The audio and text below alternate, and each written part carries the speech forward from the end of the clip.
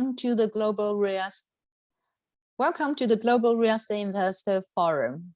I'm Monica Young. I'm the broker of Just Global Inc. and the host of Global Real Estate Investor Club. So we're very excited to share information with you about the latest on the market. And also we invited very knowledgeable, informative speaker, especially Mr. Michael Lee, the attorney, to talk about the estate planning during the turbulent time. So before we get started, I just want to share a bit about like the interest rate environment and how the market is, just in a quick few minutes. So according to my lenders that I work with a number of very good lenders that are coming from banks like Chase, BFA, Wells Fargo, and Citibank. So basically, right now, as you might have heard, after that 0.5% raise, we now at about like 4.875% for 30-year fix on jumbo loan.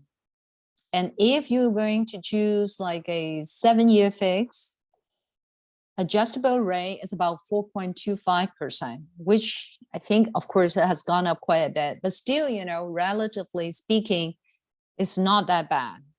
And in terms of activities in the market, we still see multiple offers, but it's not as crazy as before. And for homes that are in good area with good schools, that still have a lot of demand because the inventory is still tight. Like in Santa Clara County, we only have 1,141 homes on the market, with the townhome and condos only 490. So with the demand for people who need a home to live in, definitely, you know, there's still activity, but it's not as crazy like before, like a few months ago, you know, even beginning of the year. But of course, seasonally, when we're stepping into May, it might be kind of quiet down a bit. So we do have a number of listings that will be coming up that we'd like to share with you. So let's share some information. This home is going to the market probably within about 2 weeks or so.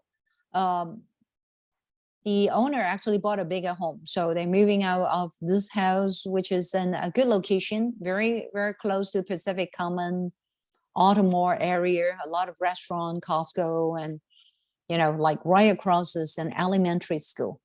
1,324 square feet with a good size lot, 4-bedroom, 2-bath, and also a ranch home, single story.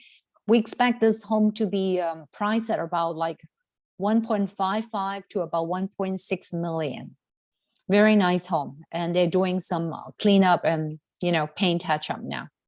Next one. So this is a townhome in Mountain View. It's about 12 years new. It's really right in the heart of Silicon Valley, very close to Google campus and facing the green lawn. It's a very nice home. And also it's been very well kept. It would have like the 3-bathroom and also 4-bedroom. And the price wise, you know, it has to be set, but we think it would be between 1.6 to about 1.7 million. And we would let the seller to decide the plan. It should be coming soon. Next one. We have also a commercial listing that's going to be coming on the market. We've seen a lot of 1031 activities. In fact, you know, we've done a 1031 seminar that got a lot of interest, a lot of attendees. People are doing exchange. And this one actually is having a big parcel of land. It's almost like over half acre. And they have 2 parcels. And the unit mix is pretty unique. So there's 1 single home, 1 studio, and then 1 townhome, which is 2, 2.5, 1.5, and then 2, 2.1, and 3.11, altogether 8 units. And because of the big piece of parcel it's sitting on, there's a lot of potential. You can subdivide it, you can build more. So it provides a lot of room for value add. So this one is about 3.2 million. So if you're interested, talk to us. Next one. This one is already on the market, and it could be considered a really good income property because this property included 3 parts. So the front unit is a 3-2, 1168 square feet, and it's rented for 2,800. And then the back unit is about 1,900, and plus the garage was rented for 820. So total income is about 5,520, and it would be good for multifamily as well. So if 2 generations want to live together, and it's asking for 1.35 in a very nice and quiet street in Newark. So we would have more listing coming up, like 5-unit in Newark, and also a 7-unit townhome also in Newark. So if you're interested to talk about real estate, please reach out to us. So that wraps up my presentation today. And I'm going to introduce our featured speaker, Mr. Michael Lee. Mr. Michael Lee founded Rule Attorney after he has worked as an attorney with IRS, the U.S. Attorney Office, and U.S. District Court. His focus is to help families to structure wealth management and also promote tax efficiency. So may we now invite and welcome Mr. Michael Lee. Michael, yeah, please take over. Well, thank you so much, Monica. That's very kind, and it's always interesting to see what's going on in the real estate market. As everyone joining our Zoom meeting here, there's a lot of interesting things happening. I think there's still a lot of opportunities, and we're going to take a look at some things that are going on here on the legal side, which I think should be illuminating. So I originally captioned our talk is estate planning in turbulent times. And then I was thinking about this. I thought turbulent maybe has kind of a negative connotation to it. I'll use the word interesting times. And that got me thinking to something that I'll mention in a moment here. So just a little bit of an introduction about me. So I'm Mike Lee. I'm one of the attorneys at RUI Attorneys, along with my partner, Xiaowei Lee. So my background as an attorney, had a lot of good experiences, which I've really enjoyed. I've worked for the IRS, the Chief Counsel's Office of the IRS, which is a fantastic job, by the way. Enjoyed that very much. Worked as a tax prosecutor with the U.S. Attorney's Office, and then was a clerk for the U.S. District Court for a number of years. Of course, I've been in private practice now for a good long time, longer than my government service practice now. And my practice generally focuses on private client work for estate plans, wealth management for a wide range of families. And of course, we do some sophisticated work for complex families with high net worth. But it's always important to think about is a good estate plan is often most valuable for average families, just regular families. That's where you really see savings, you really see efficiency come into play. Because if you have $50 million and they say, okay, we're going to take 10% of that, and you say $5 million, you still have $45 million. But if you have a single family house is $500,000 and you take 50,000 out of 450 you're left with, that's much more noticeable. You will notice that being gone. So actually the planning for the all ranges of persons is important. So I'd like to start this out actually with a quote, which is kind of a funny quote that American English speakers, especially British English speakers, have this quote, this idiom in the culture that supposedly they say is actually from the Chinese culture, is supposedly during the Qing dynasty when the British ambassadors went there. They were discussing with the emperor at the particular time, and apparently there was a curse or sort of negative sort of phrase that he used, the emperor, that said the curse is, may you live in interesting times. And for some reason, English and American tradition like this quote. I've spoken to a lot of Chinese historians and Chinese literary professionals, and they say they have no Chinese literature has no record of this phrase, but in American culture it's pretty common. And the idea is that a strong curse is to say live in an interesting historical period. And what's the meaning is that that may mean that your life is somewhat tumultuous and a lot of things are going on. And unfortunately, we are having that now. But there's another ahistorical English phrase that we do this is that which again is not accurate, but American English says that the character in Chinese for crisis and opportunity is the same. It's not, but they often say that. And that is what we're seeing here, is that with the interesting times, we have a lot of, sort of changes, but in changing times, there's also a lot of opportunity. So we can look at this in two different ways. It's interesting times, there are historical changes going on, but this doesn't necessarily mean something negative. It just means we have to be a little bit smarter. We have to be more careful. We have to be more engaged. So I salute all of you coming in on Saturday morning to join us. And I salute the work that Monica is doing here, because right now you have to be more engaged with your attorney, your accountant, your real estate professional, because things are changing. When we had low interest rates and high values, I could put on a blindfold and not worry about it, because low interest rates and high values. Now things are moving around. Is that bad? No, but you have to be more engaged because we have to keep an eye on it. So what are the interesting times? What are the interesting things that we're dealing with now? Of course, the COVID pandemic is still around. We have that. We have, that's a bad thing. Estate tax. We have very high exemptions right now until 2025. That's a good thing. But they're going to sunset in 2025. That's a bad thing. Proposition 19. If you're over 55, you can bring your tax basis with you for properties that are the same value as the one that you currently have. That's a good thing. But the parent-child transfer exemption is very different than it used to be. That's a bad thing. So we have opportunities and we have challenges during these interesting times. We also have, of course, the US political change in power, which we will see in November what happens. As Monica mentioned, we also have, unfortunately, there is political and military instability in Ukraine right now.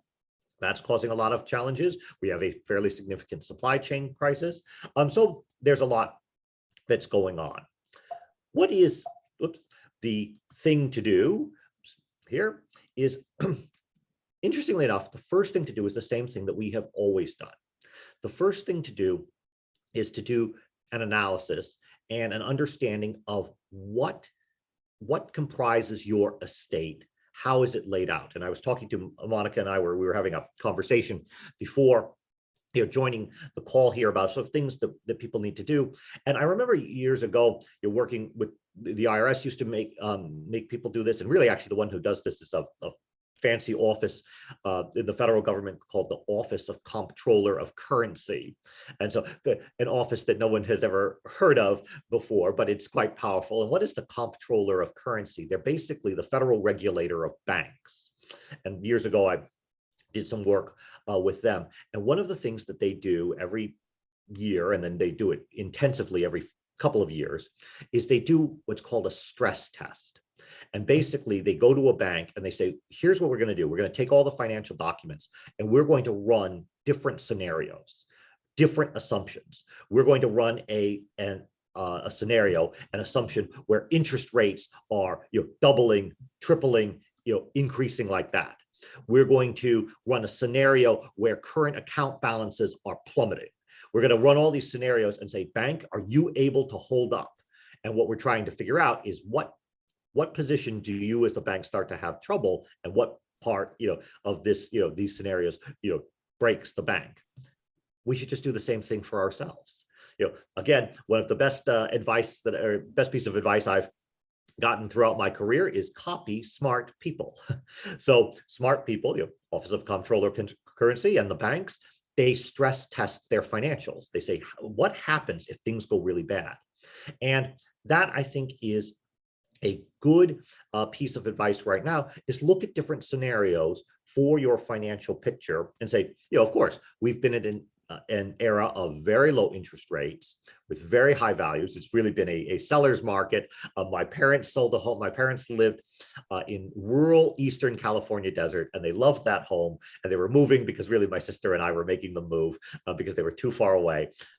Not a nice home, very, very rural. My parents didn't want to sell it. So they just made totally unreasonable demands on price, totally unreasonable demands on terms of how to close. And still, many, many people wanted to buy it, despite my parents being totally unreasonable. That has gone away now. Now it is more of a balance between buyer seller, not totally a buyer's market. It's a balance. So now we have to just think through the same way that we'll see with the estate planning, with the estate tax, more of a balance. So what should we be thinking about? We should really, and now tax season's over, so we've already gotten the taxes set up. We should, on a Saturday, Sunday, of course, today's beautiful weather, maybe a day with cold weather like earlier in the week, we should sit down and run some scenarios. We should look at, well, how are we invested? What's in real estate? What is in 401ks, IRAs, that sort of thing? What is brokerage accounts? What is liquid cash? What is other assets? And start thinking of, what happens if interest rates go up? What's our borrowing power like? Where are we situated here? What happens if prices change? How do we react in terms of what is our plan? So we take a look at that stress testing and figuring out, okay, where are we with these numbers? Where does that match our plan? Kids going to college, kids graduating to college, kids joining in elementary school, kids too young, having a baby, having grandchildren, downsizing as seniors. Let's take a look and see, does the economy, what's our 3-year, 5-year, 7-year, 10-year plan? What does our plan look like? And then what about scenarios? What do we look like in 5 years with high interest rates, low values? What if we flip it? The values are stable, but the interest rates are high. Run the permutations through, and we can be in good financial shape. Because why?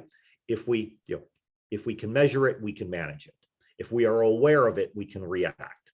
Oftentimes, people don't look ahead, and you get surprised. One of the things that is also critical to do is of getting this all together. Again, we just got through tax season, so taxes, that's likely all settled. The other thing is look at your estate plan. Make sure you have the complete estate plan for will, trust, power of attorney, advanced healthcare directives. Make sure this is all established. Also, check how recent it is. If you are a married couple and you have a trust that's older than 2013, you got to come see me. The estate tax law changed substantially in 2013. One's older than 2013, major problems. Why? The law for the estate tax operated differently before 2013. The trust, and this is the ultimate irony of this, the better quality your trust was before 2013, the more problematic it is now, because there was sophisticated planning to lock parts of the trust due to the estate tax. It's not necessary now. Causes a lot of trouble now, unless you're intending for that to happen. So older than 2013, definitely take a look. Second thing to take a look at, and this is another tip that is important, and I'm trying to sort of tell all the clients. Right now, between 2017 and 2025, if you have a family member, you lose a family member, and they pass during this time, be certain that you file the estate tax return. A lot of people say, oh, why do you want me to file an estate tax return? Because especially for married persons, and this is critical for married persons, your spouse, the deceased spouse, gave you essentially a tax credit for $12 million because their estate tax exemption is transferable to their spouse.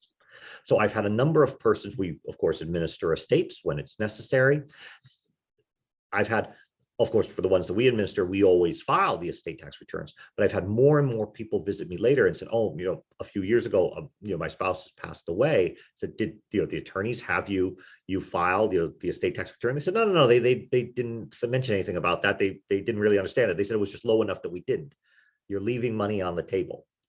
You can file this return and bring over that tax credit. Your spouse gave you a gift of a $12 million estate tax credit. Why is this important? We'll see in the next slide. This after 2025 can really protect your estate. So that's a critical thing to underline is take a look at your financial assets, take a look at your plan, make sure the plan's up to date in terms of, if it's too old, older than 2013, you definitely have to update it. Take a look at your trustees, make sure, are your trustees still in the area? Are they still willing and able to do it? All of those things, because again, we want to do this stress test every once in a while to say, am I in good shape in case something happens?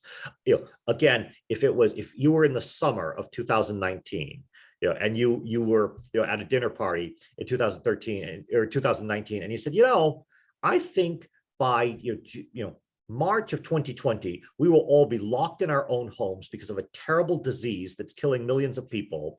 That's going to last for about 2 years. And then after that, the Soviet Union that collapsed, that's going to reintegrate and then going to attack Ukraine with the full force of its army. I think that's going to happen.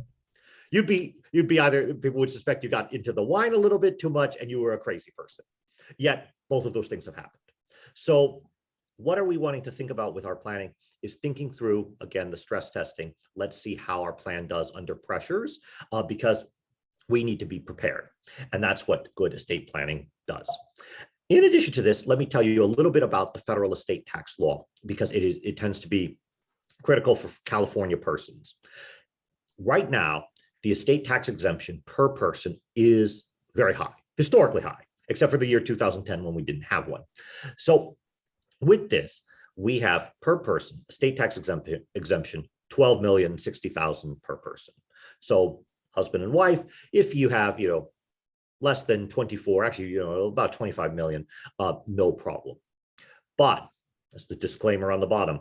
These exemption amounts are not permanent. They will decrease December 31st, 2025. So because of this, we have an opportunity. Here's a problem. Here's an opportunity. We have an opportunity. Do we want to use some of the exemptions currently? Do we want to rearrange the assets using these exemptions? Or, what should we do? The other thing that is also critical and very important, and happy to be on the group today, is a part of the estate tax a lot of people forget to mention. The estate tax exemptions depend on your citizenship and your domicile. So when I mentioned this 12,060,000, this is for US citizens, husband and wife being US citizens. If you are a different combination, you will get different results. So US citizens get the 12 million per person, but we tax the worldwide property. So if I have a vacation home in Singapore or a second home in Singapore, we're also going to tax that in Singapore, even though it's not in the US for the estate tax. So that's usually not so terrible. We can usually figure that out.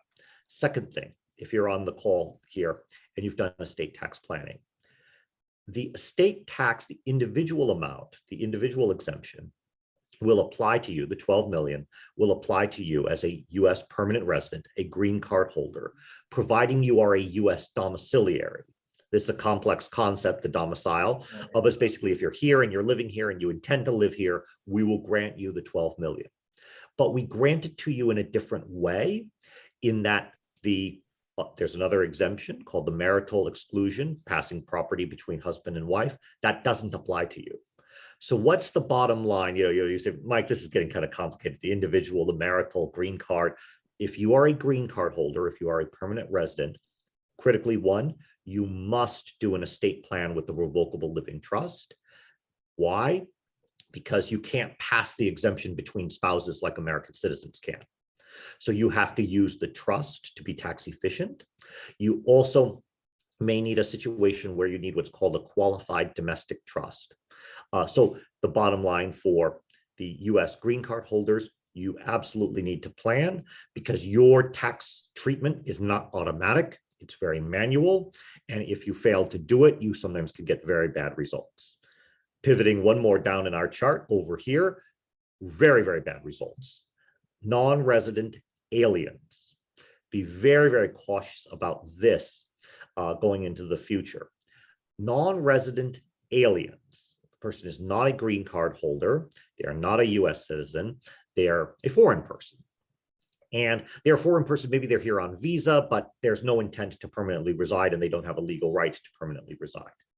Their estate tax exemption, get this, is $60,000. So if you have the $1 million house, they take the million, you subtract 60, you get 940, and you hit it with a 40% rate. That's the estate tax for non-resident aliens. It only applies to US citizen property, and it's weird. US real estate is included. US stocks and bonds are included. US life insurance isn't included. US bank accounts, as long as they're FDIC accounts, aren't included. Big problem. So this is something to also think about for your friends and family is, number one, if you're a married couple, if your spouse resides abroad, is a non-resident alien, we really have to do planning for that.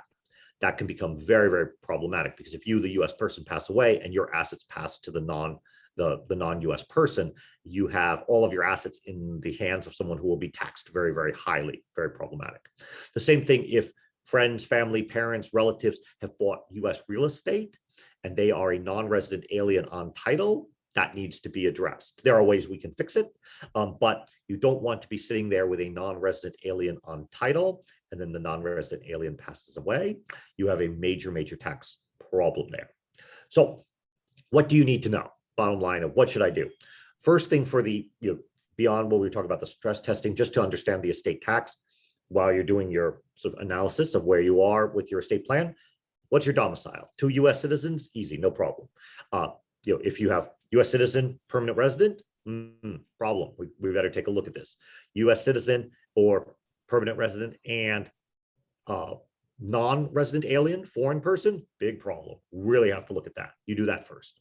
Second thing, you look at your wealth. You determine how's the wealth laid out. Are we near the edge? Are we below the edge? Where are we? We figure that out. We determine how significant is the problem. If I don't have very many assets, it's $1 million, $2 million, we're probably okay. No problem.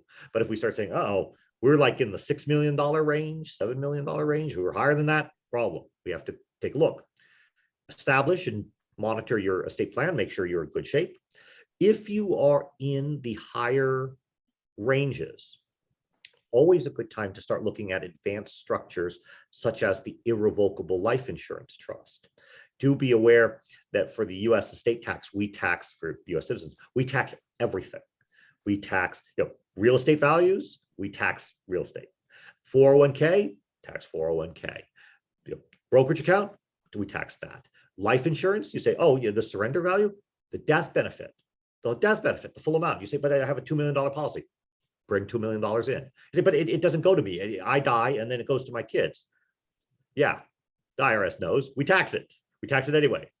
What you need to do in that situation is you can establish an irrevocable life insurance trust. There's a structure where you can hold the life insurance, and then that will direct it around the estate tax. Very efficient structure, very easy to deploy.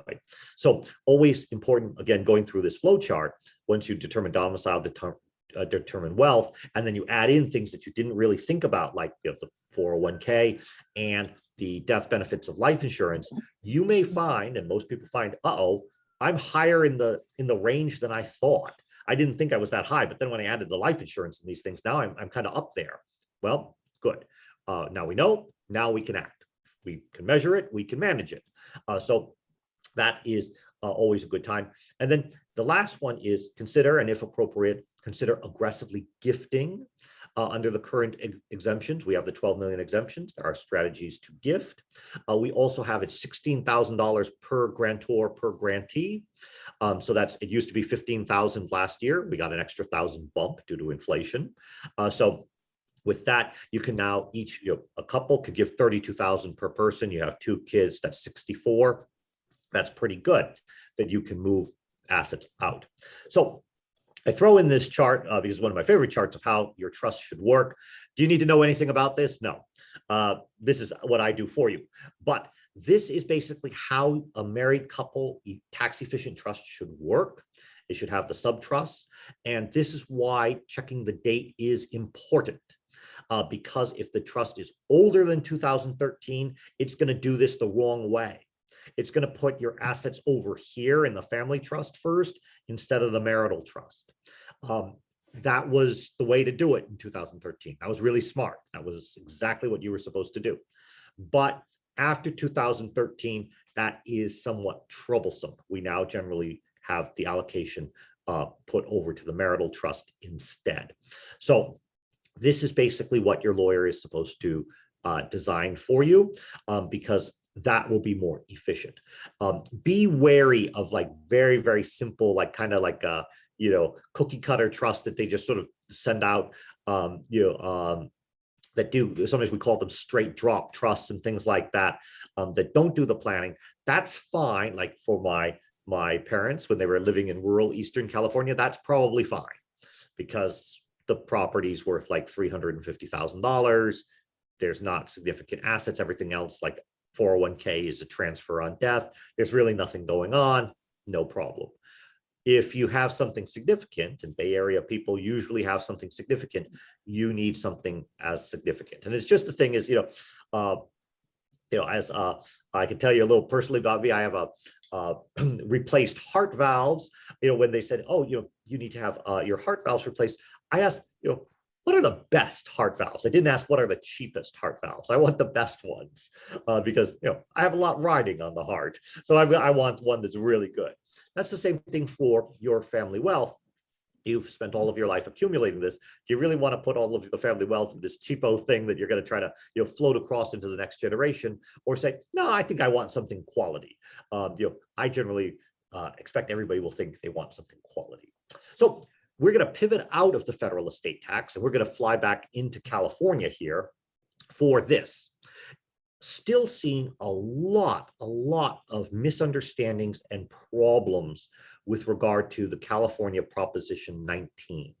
So in 2021, February 16th, Proposition 19 became effective. It was passed in 2020, and Proposition 19 is kind of a mixed bag as to what this was. This was pushed through, via the initiative process. The voters pushed this through in California, and this changed two major parts of the California property tax system. One part was very good, and that's what most people read on the ballot header. Second part, not so good, which we'll see in a moment. The first part, which is good, and this is something that people can really take advantage of, and I urge you to, and of course Monica's an expert on this. She can analyze good properties and all of these things, because I did it myself with my own parents. My parents they lived on about 2.5, 3 acres of land. People in their almost 80s don't need 3 acres of land. We needed to downsize that. That's really, really tough. And this is 3 acres of rural land. So this is the kind you need tractors and things to maintain. You got to get them out of there. So we can now do that, because one of the big problems, and this is what Proposition 19 fixed and made better, is that there was always a problem for older Californians, is that they said, yeah, Mike, son, we want to move. Mom and I want to move. We don't want to be on 3 acres out here. But this thing, we bought this in the 80s, and we bought it for $50,000. And it's now worth, again, it's rural land, 500, 750. If we buy a new home, it's going to be 750 easily. It's going to be that much. I don't want to pay property tax on 750. We're paying property tax on 50. I send the county twice a year, $250. I want to keep doing that. I don't want to pay them thousands and thousands of dollars. Well, we fixed that. So the good thing that Proposition 19 did is that if the person's over 55, and again, for a married couple, only one of them has to be over 55, not both. So only one of them has to be over 55. Or if someone is disabled, if they have a certain qualifying disability, for your primary residence, the person you can sell the first one, you can sell the raw land, you can purchase or construct a new residence, and you have 2 years. So once you sell the first one, you don't have to do it immediately, the transaction like a 1031 where they're really close. You have some slack. You could sell, move in with the kids, look, buy. As long as you do it in 2 years, you can do that. And you can do it anywhere in California. This was the big problem under the old system, if you remember, is that only a handful of counties, only 10 counties you used to be able to move around. And so you'd be like, okay, well, wait, I live in I live in San Bernardino, but then wait, I want to go to San Mateo. Oh, wait, is San Mateo on the list? Or, and then you'd have all of this like problems of that actually where you want to go is not the right county. And then it wouldn't really work. We fixed that now anywhere in California. So it also works in that you can purchase basically any value of property. It's just if you are under, so like my parents' property, let's say, the sales price, the fair market value price is $750. If they purchase anything $750 or less, they get to keep their old property tax basis, the $50,000. Fantastic, that's great. If they purchase something that is $1 million, then what their property tax basis would be then actually 300,000. So they would get the original 750. You have, because of the increase in price, you have 250 over. Your original basis was 50. You add the overage to the original basis, you get 300. Still good, still good. That's still less than half of if they did it under the old system. So this is really good. And you say, wow, this is pretty good. I like this. This is pretty good for over 55s. You can do it 3 times. So one's parents, older Californians, they can go from that big house, they can sell it. They can then move to a smaller house. They can enjoy the smaller house. Then they can say, you know what, that's still too much house because, we went from classic, my parents, how about this? They went from, 3 acres of land to a little house, had the little house, and then say, you know what, little house still has gardening. I don't want to do the gardening. I want to move to a condo because then I just pay the HOA. I don't do condo. You can do it a couple of times. You can fit the house to what you want and not get hit by the property taxes. This is really, really good. So this is one good component of Proposition 19.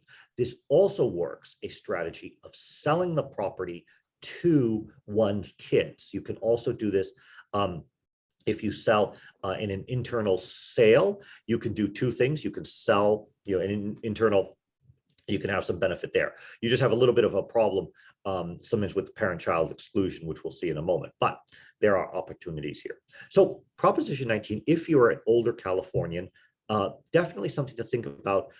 Don't necessarily let the property tax issue scare you, because California's given you something good to make sure that senior years, you don't get a big tax hike by trying to find a more appropriate home. That was a good thing that they did. But there's a saying, what Congress giveth, Congress taketh away. And what the California State Legislature giveth, California State Legislature taketh away. And this is the taketh away part, the parent-child exclusion. So this is where I see all of the problems, and we are past a year into Proposition 19. I am still seeing some massive, massive mistakes on this. And you have to be very, very careful with this. And any family that is saying, oh, I'm just going to do like a parent-child or grandparent-grandchild deed transfer, it's easy. I'm just going to do the deed right over to them. Stop. Go talk to me. Because if you are wrong in how you're doing it, you may cause a reassessment of the property taxes. And this is what's really becoming a problem right now. The historical property values have been very, very high. Recently, property values are a little bit lower. In the future, we don't know. Maybe they'll even out, they'll cool down a little bit for a while. You could have a real problem where the initial, if you make a mistake and you get reassessed, the assessment will be based on the averages of before, the comparables from before. You'll get a really high assessment, but then actually the fair market value will be not matching that assessment, and you'll be paying taxes on something that's higher. You'll have to challenge it with the county. Really a problem. Let's avoid the whole thing. First thing, let's understand a little bit about the parent-child, grandparent-grandchild exclusion. First thing off the bat, just to knock out a misconception. Grandparent to grandchild exclusion only happens if the parents are deceased. So I see this a lot where grandparents say, oh, I'll give the property to my grandson, that'll be good. I'll skip the kids. It would be a nice thing for the grandson. I'll give him my property. You're going to get reassessed. They say, but what about the grandparent-grandchild exclusion? Look in the fine print. It requires the parents to be deceased. If the parents are still living, it's botched and it doesn't work. So that one, let's not do that one. That one's not a good one. Let's try to avoid that. So we're doing parent-child exclusions.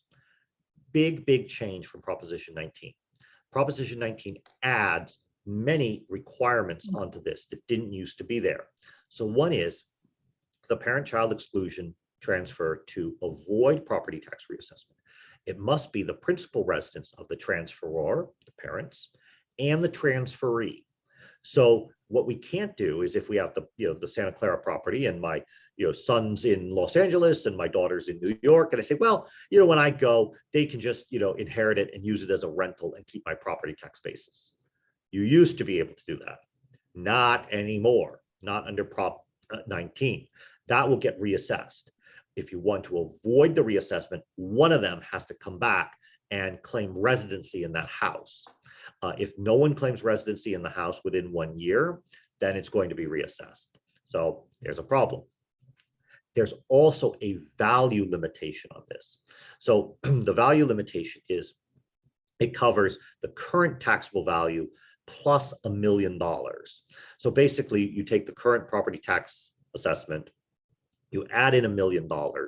If the fair market value is over that, the overage is added to the basis. Very similar to the concept of the over 55s, where if you buy a property over your fair market value, that gets added back to the basis. That happens here. It used to be that it was unlimited. It was any amount that you had. There's the famous of Jeff and Bo Bridges. Actually, this is what they used on all of the ads for this. Their mother, I believe, transferred them a Malibu property when she passed away. Of course, they're multimillionaire, actors, and then they inherit this Malibu property, and then they were paying something like $50,000 of property tax for a $50 million property. Something crazy like that. Yeah, this will really stop that, but it also harms a lot of average Californians because $1 million in the Bay Area with real estate, it's not that much. And if you have a low assessment, you add $1 million and you look at fair market value, you may be over. So that is something to think about, in that the parent-child transfers are very different. The other thing that it eliminates is for other real property, for rental property, those under the new Proposition 19, there is no parent-child exclusion for the property tax reassessment. For rentals, they're all going to be reassessed. So here's again stress testing. We were thinking monitoring your plan.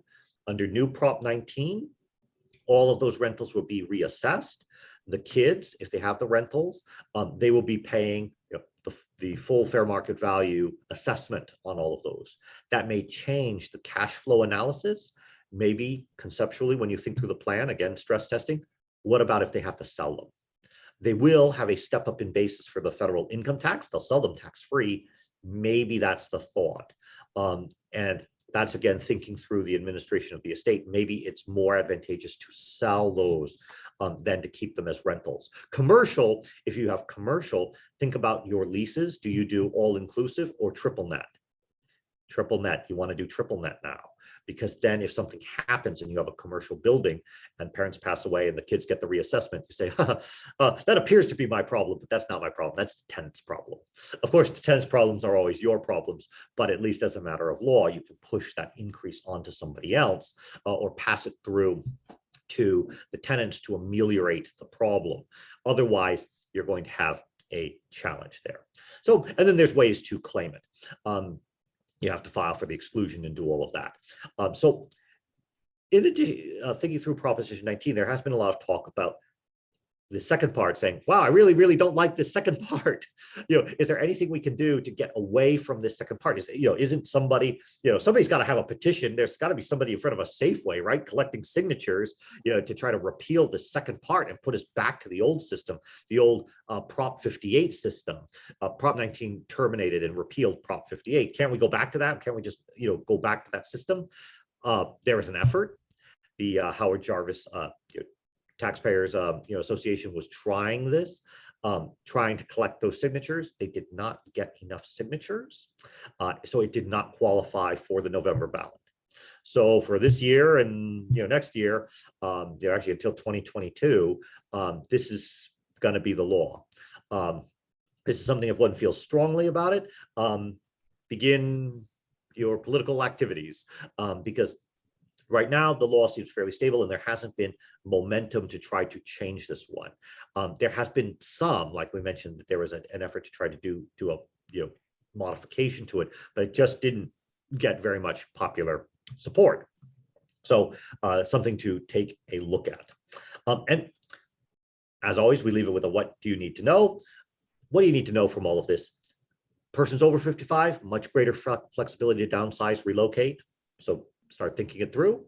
Review your plans regarding that primary residence for the parent to child, because you're going to have to think about if you gave a specific distribution of the property to your daughter, but she's not going to live there, we better change that, because that's going to cause all kinds of problems if something happens. Maybe we need to switch it around. Review other real estate holdings. If they're commercial, do you want to change to triple net leases in the future? That may be something. And then be extremely cautious in gifting real estate, because I see this all the time, especially when sometimes out-of-state attorneys get involved. I had this with some New York attorneys making all of these recommendations and didn't know anything about the California local law. I know well enough not to advise people on New York real property law, which is also weird. They should also know the same. Be very cautious with the gifting of real estate. And I forgot to bring up, but my son, when he was a small boy, when he was like 2, 3, he had this game called Gears, and he had like a pegboard, and you had these different gears, and you turn the gear, and the gears all turn in different directions. That's real estate taxation. You turn one gear, and I turn one thing down, but then it will turn something else up. And then that thing turning up turns something else down.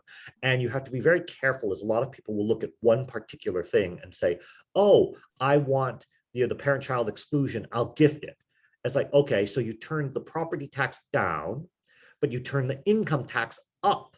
Well, wait, Mike, how did you do that? Well, you lost a step up in basis, because when the older person passes away, that would step up the federal income tax basis. So you may have gotten a slight reduction for the kids for the property tax, but now you've stuck them with the capital gains tax.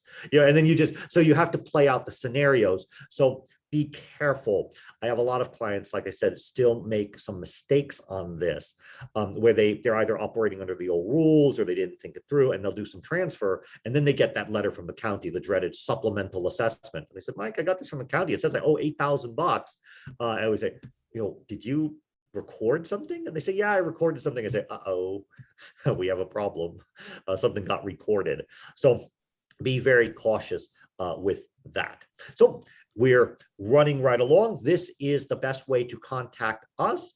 Mike Lee, that's our website, info@ruiattorneys.com. That's a great way. I really like the email. And then there's WeChat, if you all happen to like WeChat. Email's really good. You can always call, and we always answer the calls, but it takes a little bit of time to route everything through. So I'm happy to answer any. We have about 13 minutes here.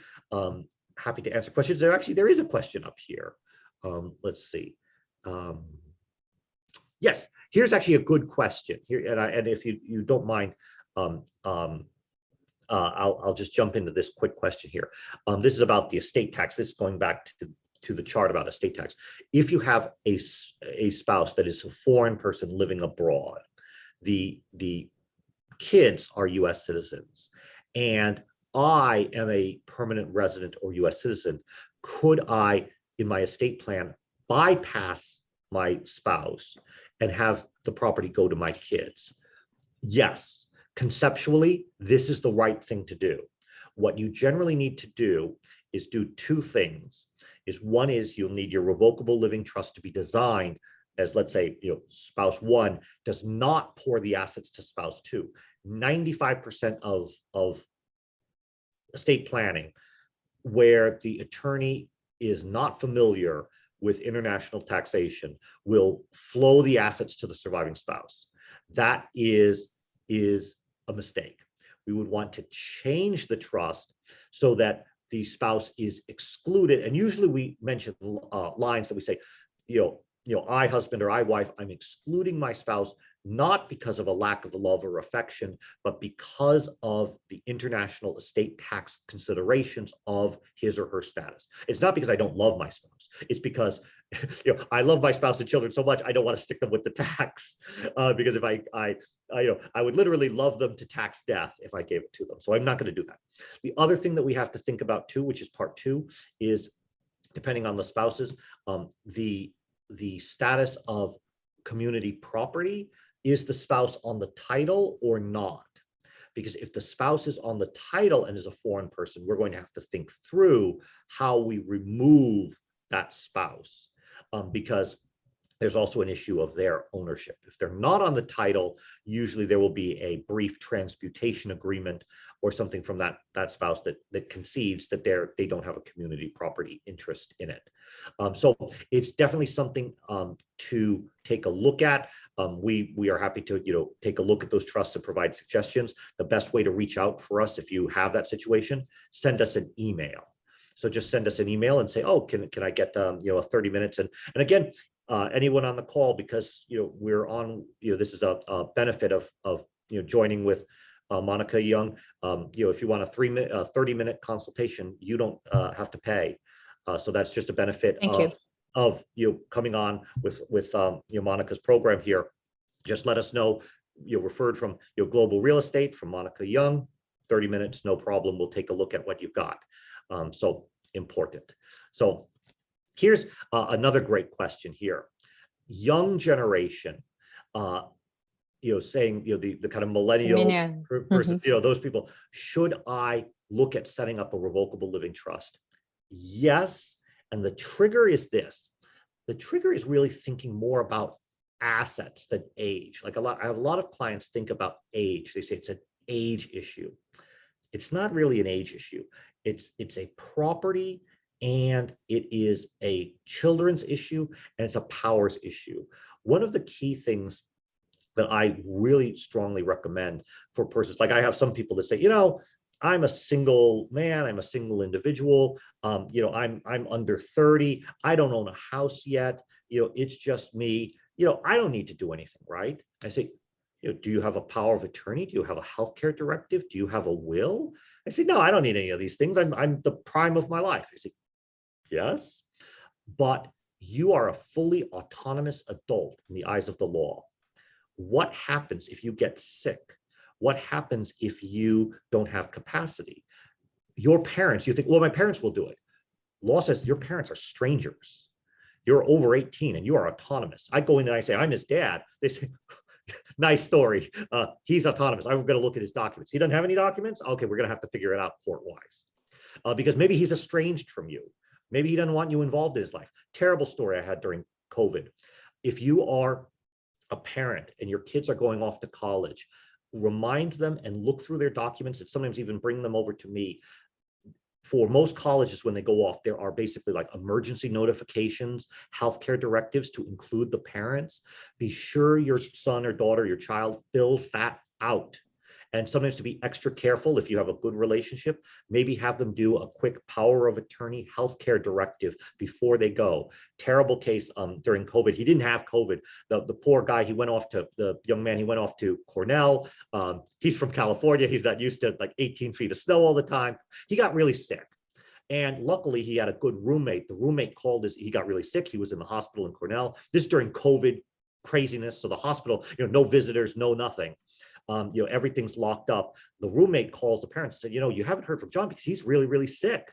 That's why he hasn't contacted you. They say, oh my God, what should we do? They call Cornell and they say, oh, Mr. and Mrs. Jones, we can neither confirm nor deny we have a, John Jones. They say, I'm paying the bills. They say, yeah, keep sending the money. Goodbye. Because he's an autonomous adult and he didn't mark you on the emergency contact. So, again, it was totally inadvertent. There was no problem. He just, you think you're a, strapping young man. I don't need to name all these like benefit, this my, emergency contact, my healthcare proxy, all of this. I don't need to do that. I'm young and I'm going to live forever. Big problem. Parents, were coming to my office freaking out. They said, what's become of our son? Does he have COVID? Is he in terrible straits? They won't tell us anything. If he had two things, with the university, he made sure that he named the, like healthcare agent, the, emergency contact. Make sure you do that. And then it certainly doesn't hurt to do a, power of attorney healthcare directive, because then if the person, says, oh, we can't confirm this, we say, where's your fax number for the healthcare proxy? Let me fax it to you. I'll give you legal authority of why you can talk to me. That's what you like to have. So even for young kids, I never used to recommend this because I never saw the problem until that occurred. I thought, man, 18, 19 years old, true, the law says you are fully autonomous adult. If you don't set that up, it's manual. So certainly do recommend that. Good question. So what are the first steps? Really, the first steps is have a consultation, talk to me. And usually for simple persons, usually it's just will, power of attorney, healthcare directive. Real estate usually triggers the trust. What happens to the exemptions after December 31st, 2025? It drops down. So just automatically by operation of law, the number drops. If you look at the code basically says, this is the number until 2025, at midnight, and then it says, and it will revert back.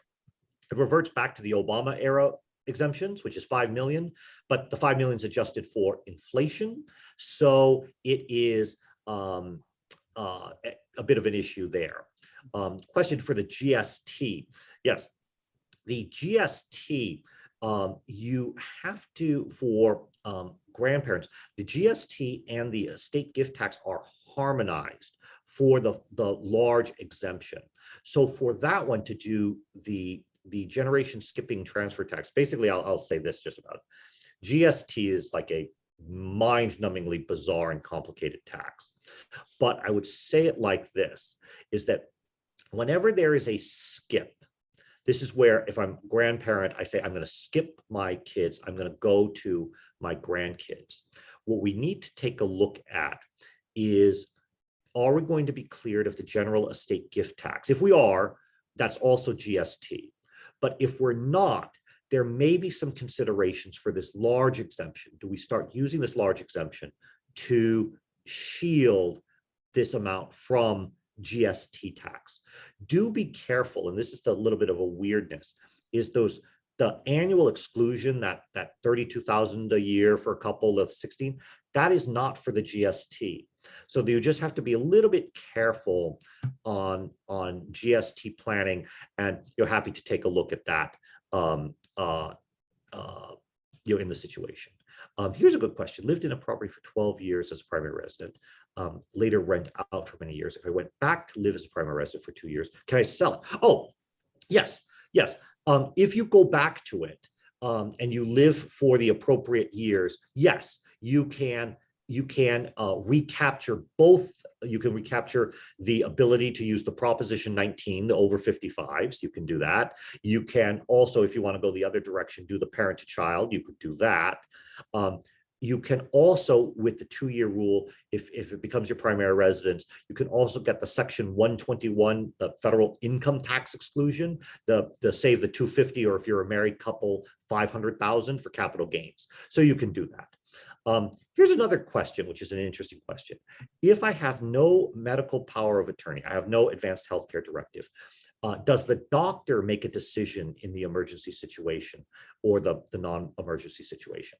This is how it works in California, and I'll contrast it with other states. In California, and this is a little bit kind of weird in California and a little bit scary. In California, if something happens to me and I've left no instructions, and there's, do we operate or do we not?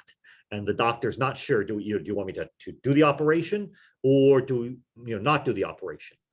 In California, we use the person who is in apparent authority at the time the question is posed. What does this mean? The doctor, there's a crisis, the doctor runs out in his, the scrubs and everything, and says, who's the family of Michael Lee? And he or she looks around and she says, is it you? And there's 3 or 4 people, and they say, yes, we're here for Michael Lee. And they say, well, who are you? And we say, nephew, cousin, and somebody else. And they say, well, what's your consensus? And basically you give it to him, or her, we use who is apparently the relative and who gives the instruction. This could be scary because, or be problematic because it may not be the person, who am I leaving out in that scenario? My wife and my kids. We use in California, if there's no instruction, we basically go by who apparently is there and has some authority. So we are very loose in the emergency situation. And if they say, do the operation, the doctor says, that's good enough for me, and goes back in. So we are very loose in the emergency situation. In the non-emergency situation, we're much more cautious, is that then we'll try to seek out persons.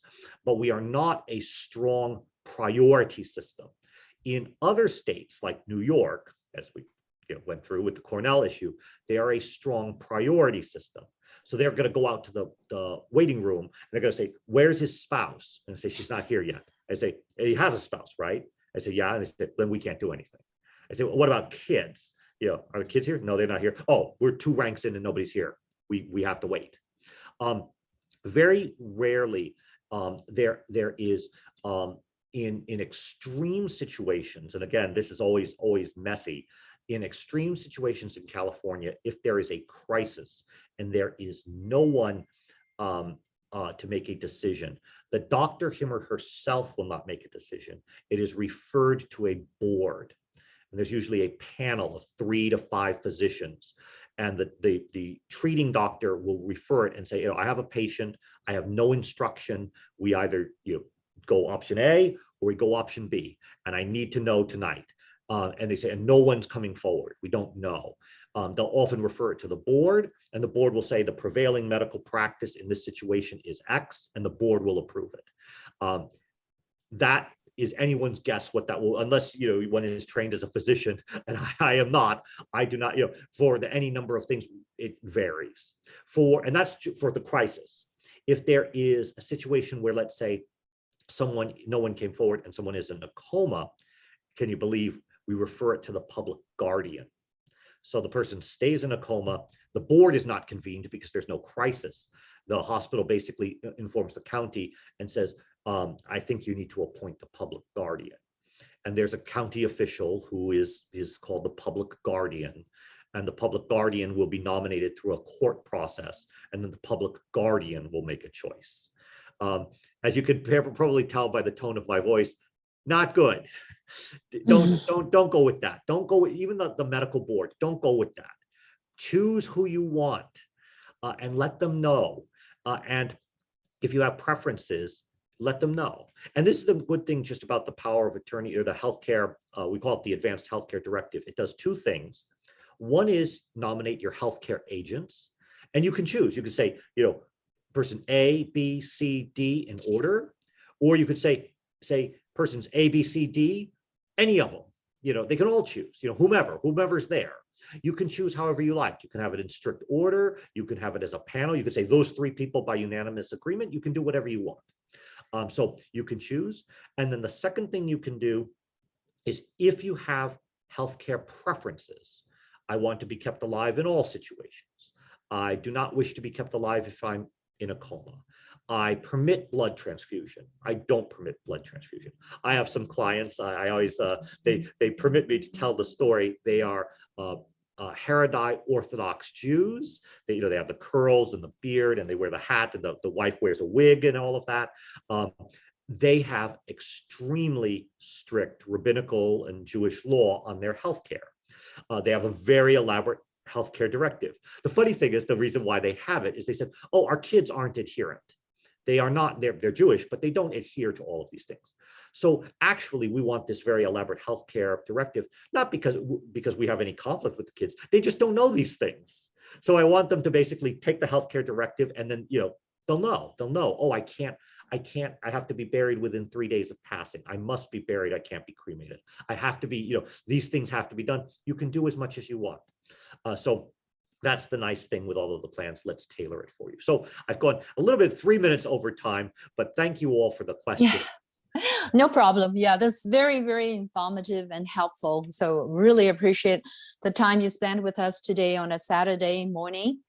And so also thanks so much everybody attending. And you have the contact of Michael. We're going to send out the presentation and recording within a day or two. If you need a 30 minutes free consultation, please just make an appointment with Michael's office helper, and they'll be very happy to address all your questions. Thanks so much again. Yes, and do make sure when you contact us, say, from Monica Young, Global Real Estate, then I know, and I look forward to talking to you all. Really appreciate that. Yeah. Thank you so much, Mike. Have a very good rest of the afternoon and weekend. You too. Take care all. Be well. Thank you. Bye-bye.